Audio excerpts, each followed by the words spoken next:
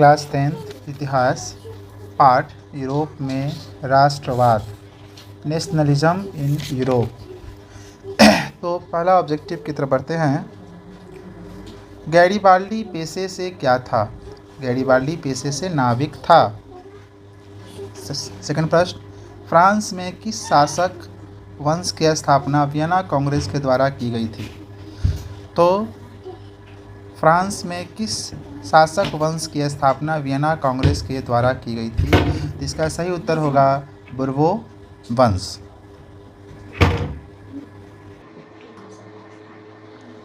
प्रश्न 3 की तरफ बढ़ते हैं। सन 1870 में फ्रांस और प्रसा के बीच युद्ध कहाँ हुआ था? सन 1870 में फ्रांस और प्रसा के बीच युद्ध कहाँ हुआ था? उत्तर सेडान। किस संधि के द्वारा जर्मनी का एकीकरण पूरा हुआ था?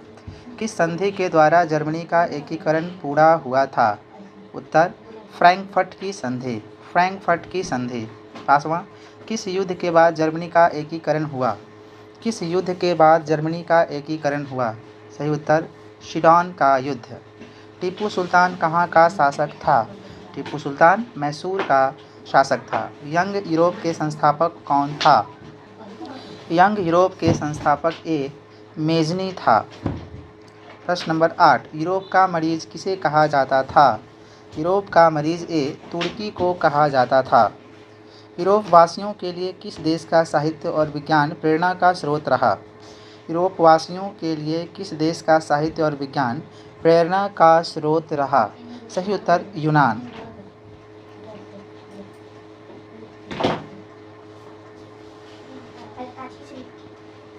प्रश्न नंबर 10, यूनान के स्वतंत्रता संग्राम में किसकी पराजय हुई? यूनान के स्वतंत्रता संग्राम में भी तुर्की की पराजय हुई। 1829 में एड्रियानोपुल की संधि किस देश के साथ हुई? तो 1829 में एड्रियानोपुल की संधि रूस के साथ हुई थी। नेपोलियन संहिता किस वर्ष लागू की गई? 1804 में नेपोलियन संहिता लागू की गई। प्रश्न नंबर 13 की तरफ बढ़ते हैं। 1830 की क्रांति के बाद फ्रांस में किस प्रकार का शासन स्थापित हुआ?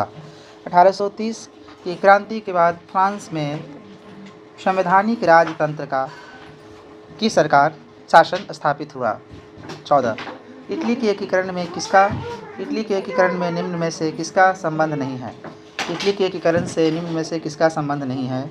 तो इस प्रश्न का उत्तर हो जाएगा इटली के एकीकरण में मेजनी का संबंध था, गैरिबाल्डी का भी था, कावूर का भी था, बिस्मार्क का इटली के एकीकरण से कोई संबंध नहीं है। Option number A.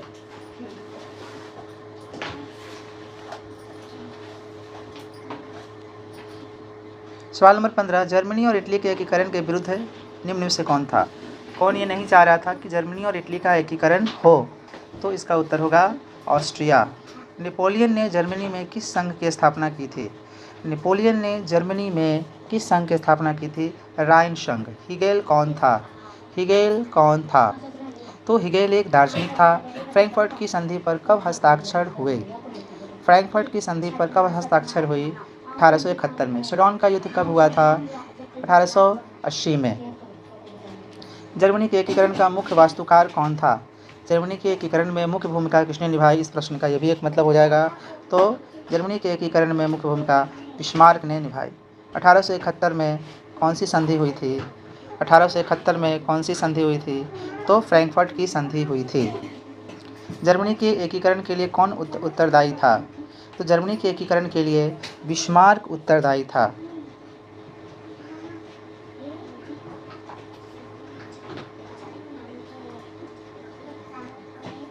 वियना सम्मेलन कब हुआ था? वियना सम्मेलन कब हुआ था? तो 1815 में वियना सम्मेलन हुआ था। इटली के एकीकरण का मसीहा किसे कहा जाता है? तो मेजनी, गैरिबाल्डी, कावूर, इन सभी को यानी कि डी। काउंट कावूर को विक्टर इमैनुअल ने किस पद पर नियुक्त किया था? काउंट कावूर को विक्टर इमैनुअल ने प्रधानमंत्री के पद पर नियुक्त किया था। इटली का एकीकरण कब हुआ था? इटली का एकीकरण कब हुआ था? 1871 में। जालवेरिन एक संस्था थी। मतलब जालवेरिन कैसी संस्था थी? तो जालवेरिन भी व्यापारियों की संस्था थी। निम्न में से किस सम्मेलन में जर्मनी की क्षतिपूर्ति राशि को कम कर दिया गया? निम्न में से किस सम्मेलन में जर्मनी की क्षतिपूर्ति राशि को कम कर दिया गया? लौसाने सम्मेलन। लौसाने सम्मेलन में जर्मनी के क्षतिपूर्ति की राशि को कम कर दिया गया। निम्न में से किसके योगदान से इटली का एकीकरण पूर्ण हुआ था? तो इटली के एकीकरण में काउर, मेजनी, विक्टर इमैनुअल सबका योगदान था। तो हम यहाँ कह सकते हैं 29 नंबर सवाल में देखते हैं, निम्न में से किसके योगदान से इटली का एकीकरण पूरा हुआ था? तो ये सभी का रोल था, इसलिए ऑप्शन नंबर डी।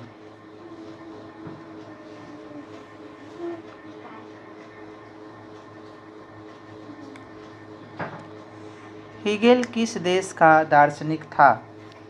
हीगेल किस देश का दार्शनिक था? तो हीगेल फ्रांस के दार्शनिक था। वियना कांग्रेस का मुख्य उद्देश्य क्या था? वियना कांग्रेस का मुख्य उद्देश्य क्या था? तो वियना कांग्रेस का उद्देश्य था राजतंत्रों की पुनर्स्थापित करना। फ्रांसीसी क्रांति कब हुई थी? फ्रांसीसी क्रांति 1889 में हुई थी। राष्ट्रीय आंदोलन का केंद्र जेना विश्वविद्यालय कहाँ स्थित है? जेना विश्वविद्यालय जर्मनी में स्थित है। कोशुद्ध का संबंध किस देश से है? कोशुद्ध का संबंध हंगरी से है। फ्रांस की क्रांति का मुख्य कारण क्या था? निरंकुश शासक, वहाँ का राजा निरंकुश हो चुका था। मेजनी का संबंध किस संगठन से है? मेजनी का संबंध कार्बोनेरी संगठन से है। जर्मन राइन राज्य का निर्माण किसने किया था? तो जर्मन राज्य राइन का निर्माण नेपोलियन बोनापार्ट ने किया था।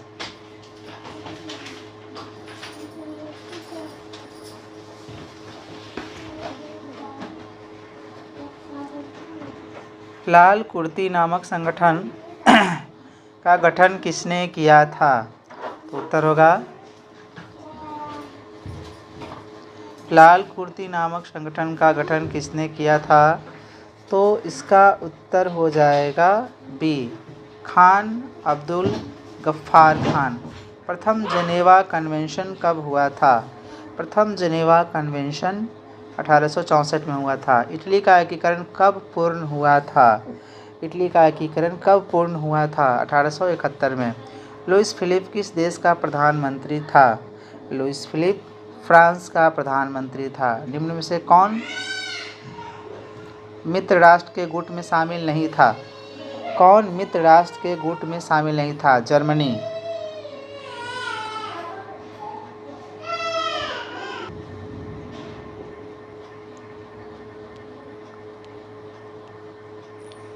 बोहेमिया निम्न में से किस देश के अधीन था?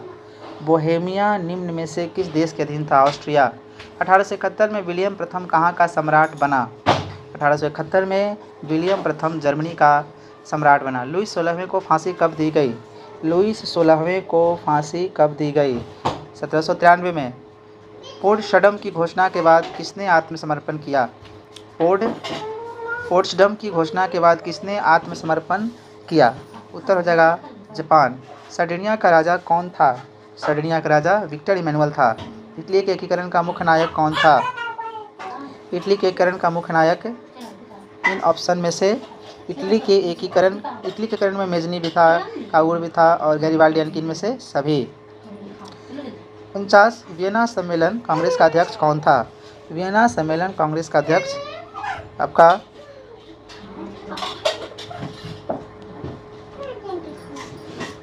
वियना सम्मेलन कांग्रेस का अध्यक्ष है। वियना सम्मेलन कांग्रेस का अध्यक्ष कौन था? मेटरनिक। वियना सम्मेलन कांग्रेस का अध्यक्ष मेटरनिक था। मेटरनिक कौन था? ऑस्ट्रिया के चांसलर। किसने कहा था कि फ्रांस जब सीखता है तो बाकी यूरोप को सर्दी जुकाम हो जाता है? ये बात मेटरनिक ने कहा था। नेपोलियन कोड में कुल कितने कोड थे? नेपोलियन कोड में कुल 5 कोड थे। राष्ट्रवाद की अवधारणा का जन्म किस घटना से माना जाता है? राष्ट्रवाद की अवधारणा का जन्म पुनर्जन्म से माना जाता है। यंग इटली का संस्थापक कौन था? यंग इटली का संस्थापक मेजनी था। लाल कुर्ती का गठन किसने किया था? लाल कुर्ती का गठन किसने किया था? गैरिबाल्डी ने किया था। काउर कौन था? काउंट काबूर इसका पूरा नाम है। तो वो एक इटली का प्रधानमंत्री था।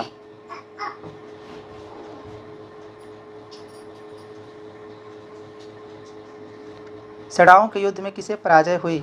सेडाओं के युद्ध में किसे पराजय हुई? ऑस्ट्रिया का। बिस्मार्क क्या था? बिस्मार्क एक कूटनीतिज्ञ था।